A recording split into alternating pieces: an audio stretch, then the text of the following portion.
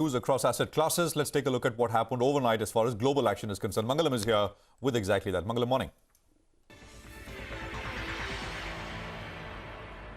Good morning. So we did see a good move come by on Wall Street yesterday. The Dow Jones as well as the S&P 500 claiming record highs, and the Nasdaq doing well too with a gain of almost 1%. The big earnings will be the big focus for the next couple of days. The futures are doing well, and Tesla was the stock that actually led the markets higher, up 12% after it hit that $1 trillion mark in market cap, the fifth or sixth company in the US markets to do so. After hours, we did get Facebook earnings, which were a beat, and the stock was up 3% in after hours trade. So that will support the Nasdaq in today's trading session as well. And what will also be in focus are a whole host of other earnings. We have Microsoft, Alphabet, Twitter and Robinhood reporting their numbers as well. But that's about the micros. Across the Atlantic, we did see good cues come by for the European markets as well. The FTSE as well as the DAX ended higher. A bit of profit taking that we saw on the French index. In terms of commodities, just monitor the US 10-year yield, which has seen a bit of a drop. And, the dollar index from 93.5, 93.6 yesterday has seen a bit of a spike, and the Brent continues to hover around that $86 per barrel mark. Taking cues from Wall Street, Asia is much better in today's trading session, as against yesterday. Hang Seng is the only one which is underperforming. We have Taiwan, which is doing well. Nikkei is up almost 1%. And in light of all of this, the SGX Nifty indicates that the start would be about 40 points in the green. Not a blockbuster start as Wall Street ended yesterday, but a positive start nevertheless. I guess the bulls will take that with both hands, considering the kind of market we've had last few sessions. Thank you very much for that, Mangalam. Well, yesterday we got a pretty interesting call from Nomura. Now, they've downgraded Indian equities as they believe that valuations are too stretched, and a lot of the positives are already in the price. Let's take this conversation forward and understand the thought process a little more clearly. Chetan Sheth, Asia Pacific equity strategist at Nomura, is with us. Chetan, good morning. Thanks for joining in. Season's greetings to you, first of all. So that's the question. I mean, reason behind the downgrade, purely valuations. I mean, we are slightly higher than even our longer term averages. But what is your biggest concern? So clearly valuations is one aspect. One of the things we've highlighted for India in our note is that even if you look at stocks which go into, let's say, an index like MSCI India, almost 77% of the stocks are trading at valuations which are higher than pre-pandemic levels and or post-2018 average. Now, if you compare that 77% number against other markets in Asia, for AEJ, that number is around 41%. For China, it's around 37%. So not only at index level, the valuations appear quite excessive. Even at stock levels, we are struggling to find, valuations supporting stocks. And as you might have noticed last week, we've also downgraded, our analyst has also downgraded Reliance, which is the biggest India stock. On top of that, there are obviously other issues. We think a lot of positives are in the price. So, the reopening trade in our view has possibly already played out. It's well known that the economy has reopened. Vaccination rollout has been quite strong. So I think it's well known. But more importantly, and I guess most importantly, I think the headwinds are now becoming much more clearer. So there were always risks for India markets. Last 3-4 months, people have been talking about higher bond yields, commodity prices, but now there is definitely evidence that those things are becoming much more, problematic for the Indian market. So commodity prices obviously is an issue. And then also, if you look at the commentary that is coming from some of the corporates in India, and I think you spoke about some of these consumer companies talking about input price pressures and how these input price pressures are affecting margins. I mean, that's clearly an issue. So you join all these dots together, and it just tells us that maybe there is, we need to be a little bit more cautious on India, and that's why we decided to downgrade India to a neutral within our regional Asia allocation. Right, Chetan, hi, good morning. Prashant here. So when you downgrade a market, right, and it's meant for institutional investors. For viewers watching here, what does it mean? It's essentially the message is that some other market may look relatively more attractive tactically. So maybe, correct. I mean, it's not a sell call in that sense, right? I mean, just to make it clear. Yeah.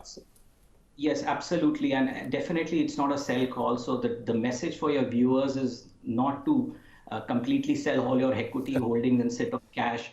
we run a regional allocation strategy. Our investors are global investors. They have an optionality to whether to buy India or China or other markets in Asia or even emerging markets. So when we look at India against some other markets, we just find better risk reward in some other markets. And where we see risk reward right now is essentially China, which has been a big underperformer because of a lot of these issues. But we think things are stabilizing, and we also see some tactical opportunities in Southeast Asia, which, unlike India, is now gradually reopening. In the case of India, the reopening was probably 3-4 months ago, but these economies are now reopening. So net is a neutral call. In terms of returns expectations, look, if you look at just our overarching view on Asia equities, we're expecting around 12 to 13% returns from here until end of next year.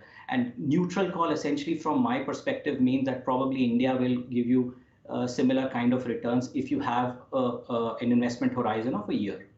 Okay, that's interesting. Chetan, hi, good morning. So, just coming back to that point you made about input cost pressures, do you think more money could move into sectors that are relatively insulated from these commodity cost pressures? So technology, for example, I know the run-up has already been swift, but do you think there could be, safe havens like these where people put more money within India? Well, I think possibly, but the way, and again, I'm not an India specialist, we have a team who does that, but possibly, if you're sitting on cash and if you're an Indian investor and you need to deploy more capital or risk, maybe IT or even financials could be an area investors could look at. And for a while, as long as these input price pressures persist, you'd probably be kind of underweight or avoid these sectors, essentially consumer sectors, which will be vulnerable to higher input price pressures. Mm-hmm. Chetan, I was going through some of the notes, more from an economic perspective, where people were drawing parallels to now and 2002 to 3, the period where the previous bull market started. Even in that bull run, inflation was going up, rates were going up, and equity markets were going up. So why is it turning out to be a little different this time around? I mean, the primary reason that you're getting cautious is inflation and lower margins. Why is it different this time? It's a very simple reason. I would say give you 2 reasons. One is today India is trading at 23 times. In 2015, India was probably trading at 14, 15 times. Reason number 1. Second reason is India has outperformed other markets very handsomely. MSCI India in dollar terms is up around 35, 36%, I think. If you look at China, it's down 11%. Asia is possibly flat. ASEAN is flat. Korea is down 10, 11%. So as a regional investor, if I'm sitting in Europe, US, and even if I'm running Asia ex Japan money in Asia, for Asia, I think there is obviously reason you need to be worried because of all these headwinds, including input price pressures or commodities and all these issues we've discussed. Mm-hmm. So from a global standpoint, Chetan, what do you think is the biggest risk that could perhaps cause a large sell-off across global markets, something that hasn't happened in the last 1.5 years? So I think definitely inflation, and I'm not going to give you very different answers than I'm sure tens of people who may have commented on your channel, but definitely we need to keep an eye on US inflation. It seems like inflation has turned out to be more persistent than most participants, including us, as we were expecting, let's say 3-4 months ago. So I think if inflation continues to be elevated and more persistent, I think there is always a risk that the Fed may have to bring forward rate hikes, and that might just actually lead to some bit of risk off and pullback in stocks. I think that's something we need to keep an eye on. Chetan, the short-term interest rate market in the US is pricing in 3 Fed rate hikes next year, 2022. The Fed's pretty much told us that we will not hike rates till the taper program winds down. 3 hikes next year, 4 meetings to do it in. I mean, is the market getting it wrong, or do you think, this is going to sort of unwind soon? These expectations will start to fade away soon. How do you think about that?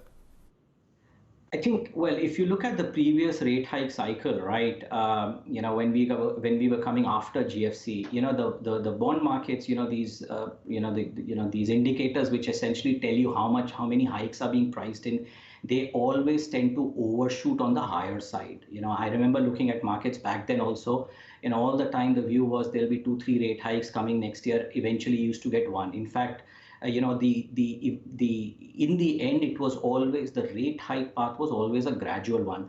I suspect that will eventually be the case, but in the short term, obviously, if inflation, as I said, remains very persisting, then obviously, I mean, 2 or 3 hikes are possible. As far as Nomura view is concerned, our US team is penciling in one rate hike for 2022, which will be most likely in Q4 of the coming year. Chetan, before we let you go, I mean, aside of the India call, I have a separate question because you sit, at a vantage point where you can compare these businesses globally and regionally. I'm talking about 2 new parts that are emerging in the Indian market. One is the whole internet platforms related businesses, and we have so many more IPOs getting cleared. There'll be Policy Bazaar, there's Nykaa this week, and then there's Paytm, the big one coming. So that's one piece. And the other piece in India that's emerging is the clean energy piece. That's being spearheaded by some of the biggest companies, including RIL. Now, at a regional level, when you compare businesses, new emerging businesses in India, with established ones in the rest of the region, including China, and you look at multiples and you think about taking a call of deploying money, do these new Indian businesses make sense? So I cannot obviously comment on individual names, but I will tell you one thing, that definitely for some of these companies which hopefully can deliver on these promises and expectations, I think the outlook is pretty exciting. 5 to 10 years ago, when we had these similar listings and companies coming on the secondary or on the stock markets in China, there was similar kind of excitement. And in hindsight, if you leave out the last 6 to 12 months, what we've seen in China, clearly most of these companies actually delivered, and they delivered quite high returns. I suspect the same thing might happen in India, subject to valuations. At the end of the day, it is all about valuations. The way I think about some companies in India, without taking any names, I sense there is a lot of exuberance. There's a lot of hope that some of these companies will become like, multi-billion-dollar franchises. It remains to be seen. So we need to be very selective. But, and anyone who's investing in these names, I guess will have to take a multi-year view.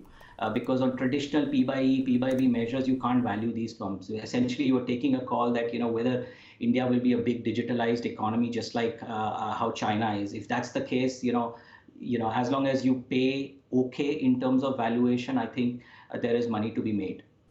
All right, we will leave it at that, Chetan. It was a pleasure speaking with you. Thanks a lot for joining us. So that is Nomura being a little cautious actually on the Indian markets, and overall talking about how inflation could be a sore point that could perhaps derail markets, not just globally but locally as well. Well, let's see for our own markets. As we said, the selling pressure in mid-caps because of inflation that is hitting a lot of companies is something to be worried about for sure. But the SGX Nifty is indicating the start will be in the green. Let's slip into a short commercial break. On the other side of the break, our entire research team will be joining in to help us prep for the day. Stay tuned.